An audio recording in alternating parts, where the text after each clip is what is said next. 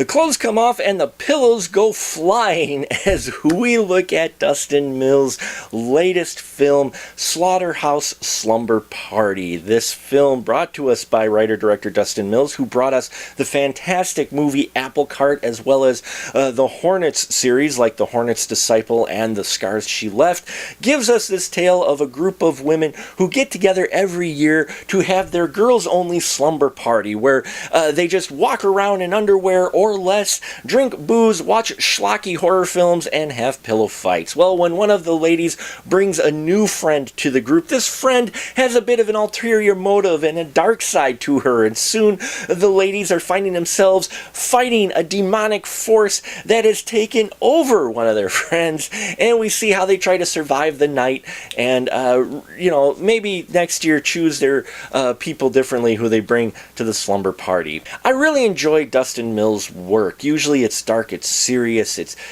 may have a little humor worked in, but for the most part it's stuff that's really impactful. In this one, it was a bit surprising to see it to be more of a lighter fare, but at the same time I enjoyed it. It was kind of a nice change to see him tackle something a little bit lighter, and this is supposed to be a send-up type of film to the schlocky, micro-budget horror films we've seen with the really rough CGI in parts, and of course all those exploitation elements which have come associated with many indie films, especially those of the 80s and early 90s. Now, he has the actresses who he has in this film, he's all worked with before, I believe.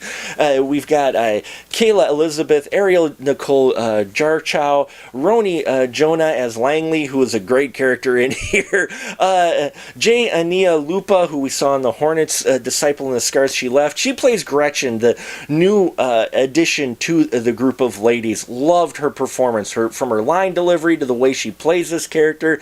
Just a completely different character than the rest of the ladies. And yeah, I loved every scene she was in, and you could tell she was having fun with it.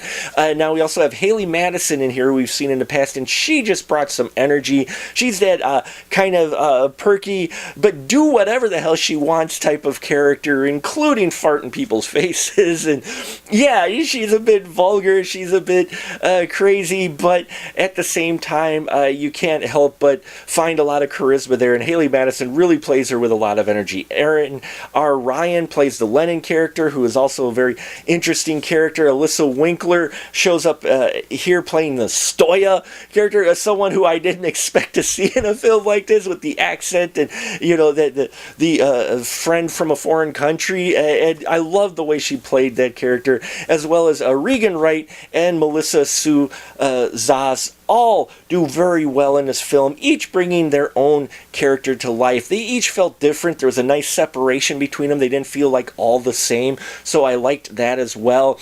And the special effects in here were interesting. We don't get as many practical effects as we're used to seeing from Dustin Mills' production, but when you do get the practical effects in here, they look really good. But there is a lot of a bit of a rough CGI in here as well, but I think that's a bit on purpose because of the type of film we're making here. Now, they also do something interesting with the approach. While it's not found footage, it is kind of done like a reality show of sorts, because we get these breakaway where the characters are breaking the fourth wall and giving their inner thoughts of certain scenes, and I loved that. I loved how it broke up the action, broke up the scenes quite a bit, and added a nice touch of humor to the movie. Overall, this is a lighter film than what we've normally reviewed in the past from Dustin Mills, but it's still showing his talent and his creative approach to this material. It's nothing breaking ground here, folks, but if you're looking for a bit more modern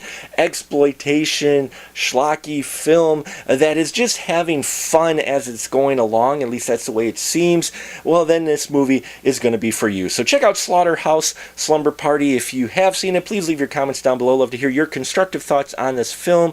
Please subscribe to our Patreon if you haven't already. We got a lot of great stuff there for very little price. I thank you for your support, and until next time, remember, keep that ticket stub.